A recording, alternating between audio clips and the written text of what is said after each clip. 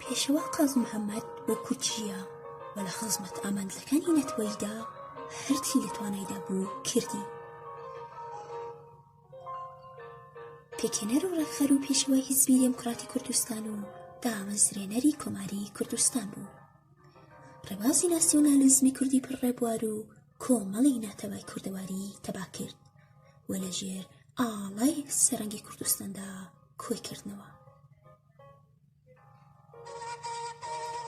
دەستکەوتەکانی کۆمار ئەوەندە بەبایەخ بوون ئێستاش کوردی هەموو پارتلەیەکی کوردستان شانازە پێوە دەکات. پێشەوا قازم محەممەد شارستانێتێکی پێشکەوتوانەی هەبوو بە هەڵگیرهەستاندنی شۆڕشی فەرهەنگی نەتەوەیی هەست و شعوری نەتەوەی لە کوردستاندا پەروەردەتر کرد.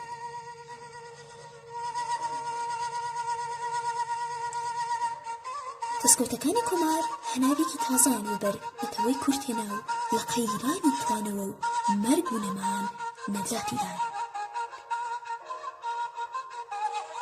پێشەوا قازم محەممەد دژی شەڕ و خوێن ڕشتن بوو، بۆیە ئاشتی خوازانە و بە نیازێکی پاکەوە داوای چارەسەری عاقلانەی مافی نەتەوەی کوردی کرد و هەر لەو ڕێگایەدا گیانی پاکی بەخت کرد.